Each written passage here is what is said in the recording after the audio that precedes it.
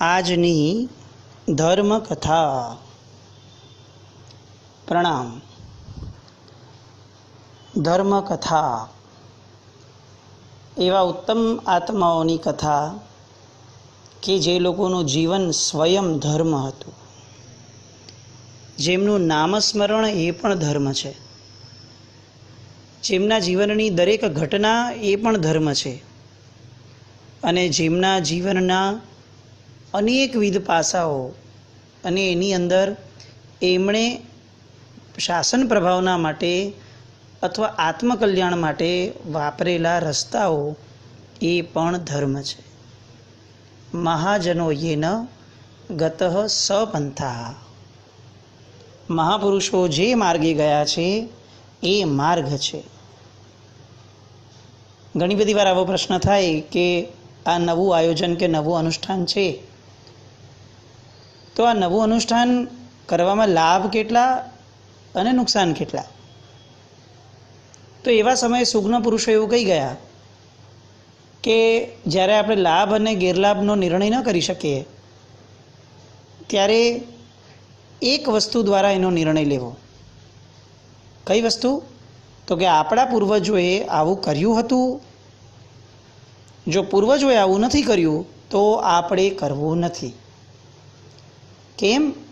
કારણ કે મહાપુરુષો જે પ્રખર બુદ્ધિના ધારક છે એ લોકોને પણ જો આ કરવા યોગ્ય નથી લાગ્યું તો આપણે આપણી બુદ્ધિનો ચમચો ચલાવવો નહીં. માટે મહાપુરુષોની વાર્તાઓ સાંભળવી જોઈએ, કારણ કે આ વાર્તાઓ દ્વારા આપણને એમણે કરેલા કાર્યો તો ખબર પડે છે, પણ સાથે સાથે આ કાર્યોની પાછળ એમની જે બુદ્ધિ ચાલી હતી, એમની જે દીર્ઘદ્રષ્ટિ હતી, એ આપણને ખ્યાલ આવે છે. કલિકાલ સર્વજ્ઞ હેમચંદ્રાચાર્ય જીનશાસનના આકાશનું એક એવું સિતારાનું નામ કે જેમણે શાસનનો જય જયકાર ચારેય દિશાઓમાં કરાવ્યો. સિદ્ધરાજ જયસિંહ એ સમયના પાટણના રાજાધિરાજ. એટલું શક્તિશાળી નામ કે નામ પડતા જ કેટલાય રાજાઓ ધ્રુજવા લાગતા. દેવચંદ્રસુરી મહારાજ સાહેબે આ સોમચંદ્ર મુનિ બાળ મુનિને હવે આચાર્યપણું આપ્યું અને પોતાની ગચની ધુરા એમના હાથમાં સોંપી. વિક્રમ સંવત 1162ની અંદર આચાર્ય પદવી થઈ અને એમનું નામ હેમચંદ્રસુરી એવું પડ્યું. પોતાના પુત્રને આવી શ્રેષ્ઠતમ પદવી મળતા જોઈ અને એમની માતાને એટલો બધો હર્ષ પ્રગટ્યો કે પાહિણી નામની જે એમની માતા હતી કલિકાલ સર્વજ્ઞની, એમણે આ પ્રસંગને પામી અને દીક્ષા અંગીકાર કરવાનો નિર્ણય લીધો. એક દીક્ષા ઘરમાંથી થાય એટલે ઘરના બધા માટે ફક્ત દીક્ષા ધર્મ સુલભ બની જાય છે એવું નથી, મોક્ષ પણ કદાચ સુલભ બને છે. અને એટલે માર્ગે ચાલવાની પ્રેરણા નહીં, સત્વ પણ મળે છે. પાહિણી માતાએ દીક્ષા લીધી અને આવા ઉત્તમ ગચ્છનાયકના માતા જ્યારે દીક્ષા લે ત્યારે દેવચંદ્રસુરી મહારાજ સાહેબ પોતે દીક્ષા આપતી વખતે એવો નિર્ણય કરે છે કે આ દીક્ષાના સમયથી જ આ સાધ્વીજી ભગવંત હવેથી પ્રવર્તિની ગણાશે. કેટલી વાર આવું સાંભળવા મળ્યું હશે ઇતિહાસમાં? દીક્ષાના દિવસે પ્રવર્તિની પદવી? કારણ કે એવા ઉત્તમ આત્માના માતા છે આ, કે જે આત્માએ પરમાત્માના શાસનને પ્રભાવકતાના રંગે રંગાવ્યો છે. યોગ્યતાની આપણા શાસનમાં અતિશય કિંમત છે. અને હવે હેમચંદ્રસુરી મહારાજ સાહેબની ખ્યાતિ અલગ અલગ દિશાઓના છેડા સુધી પહોંચવા લાગી. એમની વિદ્વત્તા, એમની દીર્ઘદ્રષ્ટિ, એમની પ્રવચનની શાલીનતા, આ બધું એટલું બધું લોકોની અંદર ચર્ચાવા લાગ્યું કે છેક મહારાજ સિદ્ધરાજ જયસિંહ સુધી, એની રાજ્યસભા સુધી આ વાતો પહોંચી. અણહિલપુર પાટણ તરફ સાહેબી વિહાર કર્યો, કારણ કે રાજાને પ્રતિબોધ કરવાવાળી જે એમની ઈચ્છા હતી એ સાકાર કરવા માટે સિદ્ધરાજ જો હાથમાં આવી જાય તો બહુ મોટું કામ થાય એવું છે. એટલે હવે એ દિશા તરફનું પગલું મંડાયું. સાહેબ અણહિલપુર પાટણ તરફ વિહાર કરે છે એ જ સમયે રાજા સિદ્ધરાજ એ રૈવાડીએ નીકળ્યો હતો, એટલે કે રાજ્યને જોવા માટે, રાજ્યની પરિસ્થિતિઓનું અવલોકન કરવા માટે. પોતે વેશ બદલ્યો છે અને જેવા આ મહાત્માને જોયા એવું તરત જ એણે પોતે જેની પર નીકળ્યો હતો, જે વાહન પર, એ અટકાવ્યો અને પૂછ્યું કે આપને રાજા તરફ કંઈ સંદેશો મોકલાવવાનો છે? ગુરુદેવની ચપળ આંખો એ આ રાજાનું સ્વરૂપ અંદરથી જાણી શકી અને તરત જ ગુરુ મહારાજે એમને જવાબ આપ્યો કે હે સિદ્ધરાજ, શંકા વગર તમે તમારા ગજરાજને આગળ ચલાવો. દિગ્ગજો ભલે ત્રાસ પામે, પણ તેથી શું, કારણ કે પૃથ્વીને તો તમારા જેવા વીર પુરુષો જ ધારણ કરી શકે છે. સિદ્ધરાજ બહુ જ ઇમ્પ્રેસ થયા. પહેલી વાર જીવનમાં ભેટો થયો છે. આજ સુધી ક્યારે ન હેમચંદ્રાચાર્યને સિદ્ધરાજે જોયા છે, ન સિદ્ધરાજે ક્યારે પણ હેમચંદ્રાચાર્યને જોયા હતા. વેશ પરિવર્તન કરીને સિદ્ધરાજ નીકળ્યા છે. રૈવાડીએ છે એટલે કોઈ મોટી સેના સાથે એવી રીતે સૂચિત અર્થ કરીને નથી નીકળ્યા કે તરત ખબર પડી જાય કે આ સિદ્ધરાજ છે.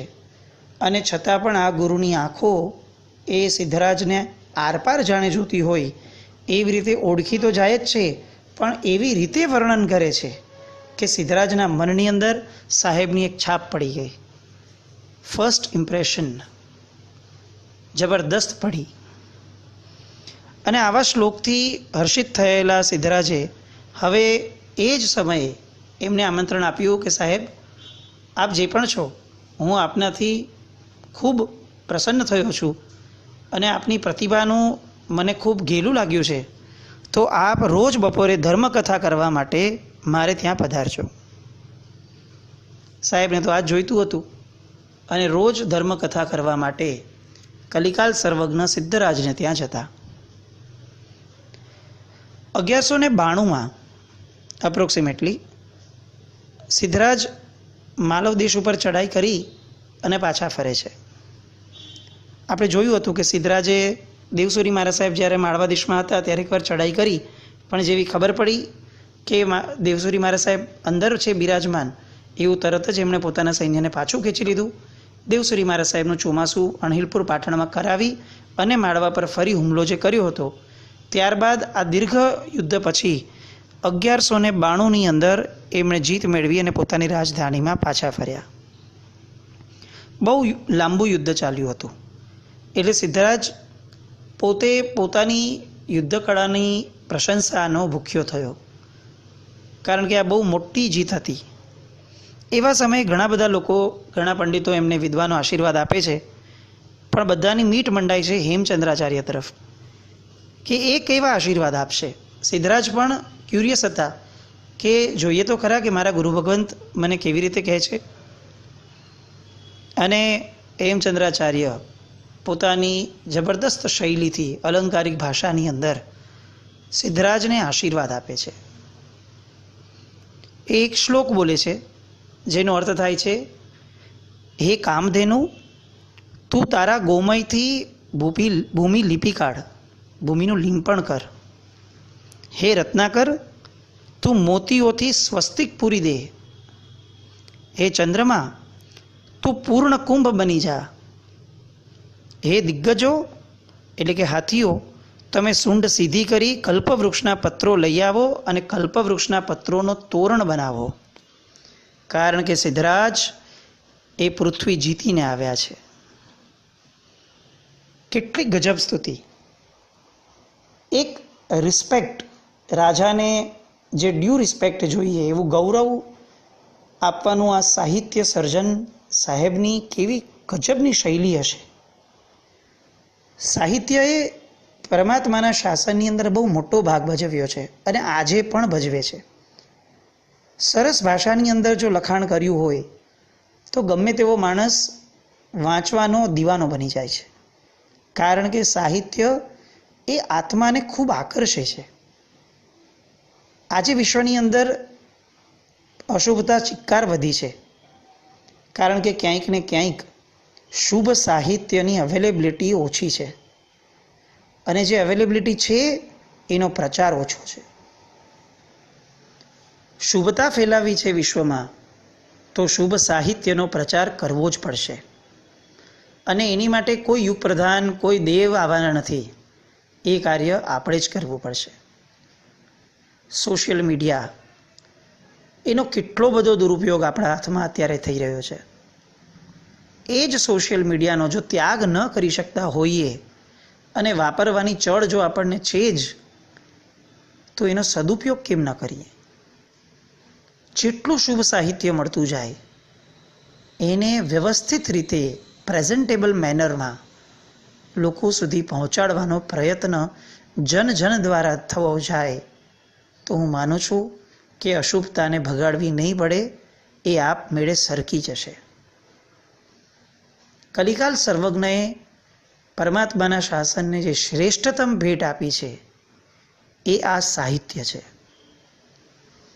કઈ રીતે એ હજી આગળ વાતો આવશે, પણ આ સાહિત્યની જે રિચનેસ, જે એની સમૃદ્ધિ છે, એના દ્વારા પૂજ્યશ્રી એટલા બધા લોકોને આકર્ષી લે છે, એમના મન મોહી લે છે કે લોકો જાણે બધે જ કલિકાલ સર્વજ્ઞ જ હોવા જોઈએ એટલી જબરદસ્ત રીતે એમનાથી આવર્જિત થઈ જાય છે. સિદ્ધરાજ હવે રોજ આ સૂર્ય ભગવાન સાથેના પ્રેમને ઓર ને ઓર ગાઢ બનાવતા જાય છે.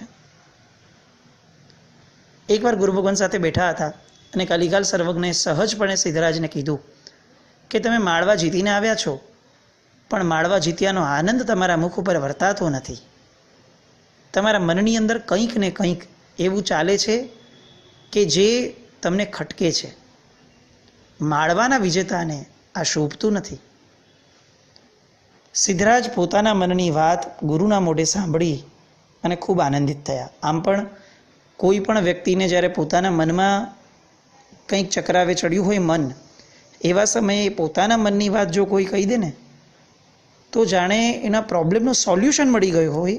હજી તો સોલ્યુશન મળ્યું ન હોય, પણ જાણે સોલ્યુશન મળ્યું હોય એટલો આનંદ થઈ જાય, કારણ કે એને સંતુષ્ટિ મળે છે કે મને સમજનારું કોઈક તો છે આ દુનિયામાં. સિદ્ધરાજને પણ આ ભાવ પ્રગટ્યો અને સિદ્ધરાજે તરત જ કીધું કે સાહેબ, ઉજ્જૈનના ગ્રંથ ભંડારની વિપુલ સાહિત્ય સામગ્રી, એની પાસે આ સોલંકીનો પાટનગર પાટણ એ મને સાવ દરિદ્રી જેવું ગણાય છે. મેં માળવા પર યુદ્ધ જીતી અને સર્વોપરિતા પ્રાપ્ત કરી, પણ સાહિત્યની બાબતમાં હજી પણ મને એવું લાગે છે કે આપણે કંગાળ છીએ.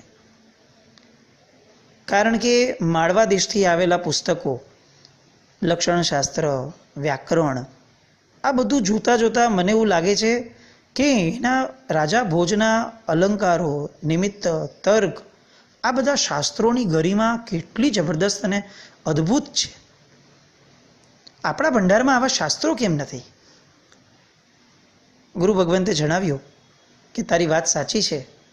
આપણા પાટણના ભંડારમાં આવી ઊંચી સામગ્રી, આવું ઊંચું સાહિત્ય ધરાવતા પુસ્તકો નથી જ. કારણ કે આપણે ત્યાં હજી સુધી કોઈએ નૂતન વ્યાકરણ રચવાની હિંમત નથી કરી. રાજાએ પ્રાર્થના કરી કે સાહેબ આપ આ કરશો, અને તરત જ હેમચંદ્ર સૂરી મહારાજ સાહેબે સ્વીકાર્યું કે કરવાની 100% મારી તૈયારી છે, પણ વ્યાકરણને એકદમ પરફેક્શન આપવા અને શુદ્ધ બનાવવા માટે મા ભારતી દેવી એટલે કે સરસ્વતી દેવી, એમનો એક ભંડાર કાશ્મીરમાં છે. એ ભંડારની અંદર 8 અલગ અલગ પ્રકારના પુસ્તકો છે. જો એ પુસ્તકોનું અધ્યયન થાય તો એની પછી નવા વ્યાકરણની રચના ખૂબ સરળ બની જાય. રાજાએ કીધું કે મા સરસ્વતી અમને કેમ આપશે આવા પુસ્તકોને, કઈ રીતે આપશે? અને ત્યારે સૂરી મહારાજ પોતાના ઉપર પ્રસન્ન થયેલા સરસ્વતી મા એમની પ્રત્યક્ષતાને સાબિત કરાવવા માટે કેટલાક શ્લોક લખીને આપે છે, કેટલાક સંકેતો આપે છે કે તમે કાશ્મીર જાશો તો આ જગ્યાઓએ આવા ભંડારો છે, ત્યાં જઈ આવી સ્તુતિઓ કરજો. માં શારદા સ્વયં તમને 8 પુસ્તકો આપશે.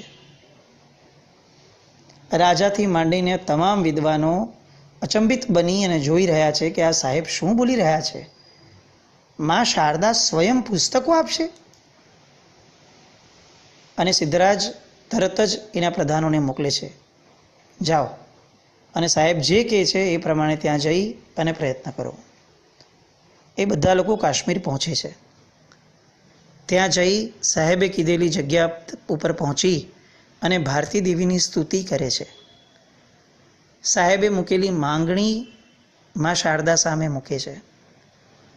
આ સ્તુતિ અને સાહેબની માંગણીથી સરસ્વતી માં પ્રસન્ન થાય છે અને પોતાના સેવકને કહે છે કે એમને જે 8 પુસ્તકો મંગાવ્યા છે એ પુસ્તકો એમને આપી દો. રાજપુરુષો તે પુસ્તકો લઈને આવ્યા છે નગરમાં અને હવે સિદ્ધરાજ ટોટલી સરેન્ડર અને સ્પેલ બાઉન્ડ છે. સરસ્વતી માં સુધી જેમની ઇન્ફ્લુઅન્સ ચાલતી હોય, આપણે એક સામાન્ય MLAને ઓળખતા હોઈએ ને તો પણ આમ આપણો કોલર લાઈફમાં ક્યારે નીચો ન થાય, ભલે એ MLA આખો ને આખો નીચે ઉતરી જાય પણ આપણો કોલર ઊંચો જ રહેતો હોય છે. કલિકાલ સર્વજ્ઞ એ સરસ્વતી માના આટલા લાડકા અને આ જે છાપ પડી ગઈ સિદ્ધરાજ અને આખા નગરમાં, એને એટલા બધા આવર્જિત કરી દીધા કે હવે કલિકાલ સર્વજ્ઞ સિવાય કોઈને કાંઈ દેખાતું જ નથી. અને કલિકાલ સર્વજ્ઞ દેખાવાના કારણે કલિકાલ સર્વજ્ઞ પોતે પોતાને આગળ નથી કરતા, પરમાત્માના શાસનને આગળ કરે છે. આપણા સુધી શાસન પહોંચ્યું કારણ કે આપણા પૂર્વ પુરુષોએ ક્યારેય પોતાને આગળ નથી કર્યા, પરમાત્માના શાસનને આગળ કર્યું છે.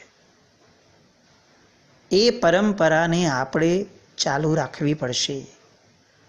દેવ ગુરુ ધર્મ પસાય આ શબ્દ બતાવે છે કે અમે ક્યાંય નથી, અમારું કંઈ જ નથી.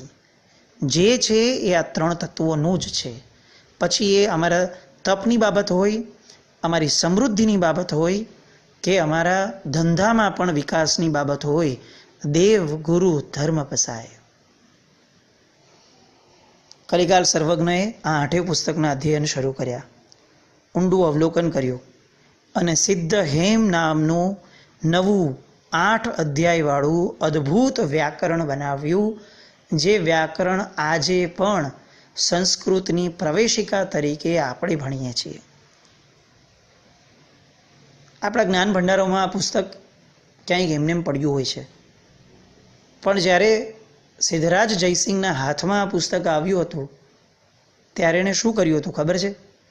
પાટણનો નરેશ છે, આટલા બધા વિદ્વાનો એની સેવામાં છે, અને તો પણ આવું એક વ્યાકરણનું પુસ્તક કલિકાલ સર્વજ્ઞ દ્વારા બનીને આવ્યું તો એમણે આ પુસ્તકને હાથી પર મૂકી સમગ્ર પાટણ શહેરમાં ફેરવ્યો અને એનો 8 દિવસનો મહોત્સવ કર્યો. સિદ્ધ હેમ વ્યાકરણ આજે પણ જે અવેલેબલ છે એને ભણવાની આપણી તૈયારી કેટલી? પેલા સિદ્ધરાજને માથે લઈને નાચવાનું મન થયું હતું જે ગ્રંથને, એ ગ્રંથને હાથમાં લેવાની પણ આપણી તૈયારી ખરી? આપણે કેટલા પછાત થતા જઈએ છીએ પરમાત્માના શાસનને ઓળખવામાં. આ આયુષ્યભરની અંદર પણ જેના ગુણગાન ન ગાઈ શકાય એવું આ સિદ્ધ હેમ વ્યાકરણ, કારણ કે એની અંદર એટલા બધા વ્યાકરણોનું સંક્ષિપ્તીકરણ કરવામાં આવ્યું છે, એટલું દુર્બોધ વસ્તુઓને દુર્ઘટ વસ્તુઓને સરળ કરી દેવામાં આવી છે કે આ વ્યાકરણ દ્વારા જાણે આગમો અને કેટલાય ગ્રંથોના દ્વાર ખુલી જતા હોય. અને એટલે જ વિદ્વાનોએ એને પ્રમાણભૂત ગ્રંથ ગણી લહિયાઓ પાસે સેંકડો હજારો નકલ લખાવી અને કર્ણાટક, કલિંગ વગેરે અલગ અલગ દેશોની અંદર મોકલ્યા અને ત્યાં પણ એનો પ્રચાર કર્યો. અને હવે સિદ્ધરાજની નજરમાં કલિકાલ સર્વજ્ઞ સિવાય જાણે બીજું કોઈ છે જ નહીં, એટલું જબરદસ્ત સામ્રાજ્ય સાહેબનું સિદ્ધરાજના મગજ ઉપર વર્તાવા લાગ્યું. સિદ્ધરાજને કોઈ દીકરો ન હતો, એટલે એમણે એ સંકલ્પપૂર્વક પગપાળા યાત્રા કરવાની શરૂ કરી. હેમચંદ્રસુરી મહારાજ સાહેબને પણ એને કીધું કે ચાલો તમે સાથે. સાહેબને પણ એવું લાગ્યું કે રાજા છે અને કદાચ બહુ મોટો લાભાલાભ છે આની અંદર, એટલે એમણે પણ ઈર્યા સમિતિપૂર્વક ચાલવાનું શરૂ કર્યું. રાજા થોડુંક ચાલ્યા પછી રાજાએ આગ્રહ કર્યો કે તમે વાહન પર બેસી જાઓ, તમે કેમ મારી હારે ચાલો છો? મને પુત્ર નથી, મેં સંકલ્પ કર્યો છે, તમને શું આવું છે? પણ ત્યારે ગુરુએ ના પાડી કે નહીં, આ અમારો સાધુનો આચાર નથી, એટલે અમે ચાલતા જ જશું. સિદ્ધરાજે ઘણો આગ્રહ કર્યો કે સાહેબ તમે વાહનમાં બેસી જાઓ, અને રાજાએ સ્પષ્ટપણે ના જ પાડી કે અમારો આચાર નથી જ અને અમે નહીં જ બેસીએ. અને ત્યારે સિદ્ધરાજને થોડું એનોઇડ થવાના કારણે એના મોઢામાંથી નીકળી ગયું કે તમે તો જડ છો, જડ. કલિકાલ સર્વજ્ઞ આ વાક્યને પચાવી જાણે છે, પણ બીજે જ દિવસે 3 દિવસ પછી એના જવાબ સ્વરૂપે કલિકાલ સર્વજ્ઞ સિદ્ધરાજને આ આખી જે યાત્રા છે, તીર્થયાત્રા, એ દરમિયાનમાં નેક્સ્ટ 3 દિવસ સુધી સિદ્ધરાજને ગુરુ ભગવાન મળવા જ નથી જતા અને મળતા પણ નથી.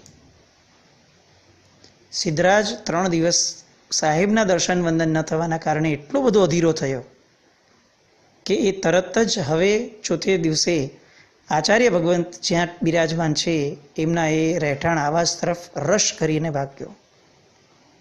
અને ત્યારે એક દ્રશ્ય એવું જ હોય છે કે જે દ્રશ્ય જોતાં જ એ ગુરુના ચરણમાં ઝૂકી જાય છે.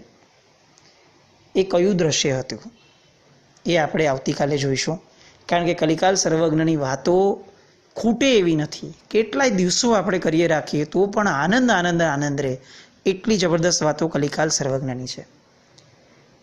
પચકાણની અંદર આપણે નવકારસિંહના પચકાણને જોયું, ત્યારબાદ પોરસીનું પચકાણ આવે છે. આ પોરીસી શબ્દ જે છે એ મૂળમાં પૌરુષી શબ્દનો અપભ્રંશ છે. પૌરુષી એટલે શું? તો કે પુરુષ પ્રમાણ છાયા. જ્યારે દક્ષિણાયન ચાલતું હોય એ સમયે પુરુષને જમણા કાને સૂર્યનું બિંબ આવે એ રીતે ઊભા રાખી અને એના ઢીંચણની છાયા જોવાની. તેને 2 પગલાં છાયા હોય ત્યારે પોરસી જાણવી. આપણને એમ થાય કે આવું કોણ કરવા બેસશે અને કેવી રીતે કરાય? હવે તો આપણને આવી બધી ભાને નથી, આપણે તો સેન્ટીમીટર મીટરમાં રમવાવાળા થઈ ગયા, એમાં અંગુલના માપ ક્યાંથી આપણને કામમાં આવશે? એને એટલે બહુ સિમ્પલ ભાષાની અંદર આપણને કહેવામાં આવ્યું કે પોરીસી જે છે એ આ સમયે આવી જાય છે, અને આપણી માટે આ પંચાંગે એક્ઝેક્ટ સમય મૂકી પણ દીધા. પણ આપણે જે સમય મળે છે એ કોઈ એમને એઝમ્પશનથી નથી મૂક્યા.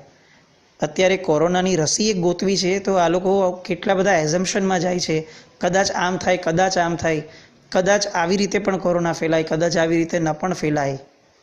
કારણ કે આજનું વિજ્ઞાન એ ફક્ત ને ફક્ત એઝમ્પશનનો ઢગલો છે, જ્યારે પરમાત્માનું સર્વજ્ઞનું શાસન એ ક્લેરિટીનો ધર્મ છે. એટલે બહુ પ્રિસાઇઝ માપ સાથે એમણે પોરસી આપી છે. અને એ પોરસી પછી આવે સાડ પોરસી, જેને 1.5 પ્રહરના કાળ બાદ ગણવામાં આવે છે. એટલે સૂર્યોદયના 1.5 પ્રહર બાદ સાડ પોરસીનું પચકાણ આવે છે. આવી રીતે અલગ અલગ પચકાણો, હવે એના પણ કેટલાક આકારો, પચ્છન્ન કાલેણમ, દિશામોહણમ, સાહુ વયણેનમ, આવા બધા જે આગારો છે એને પણ આપણે કાલે શાંતિથી જોઈએ. જીનાજ્ઞા વિરુદ્ધ કંઈ પણ બોલાયું હોય તો મિચ્છામિ દુક્કડમ. જૈનમ જયતિ શાસનમ.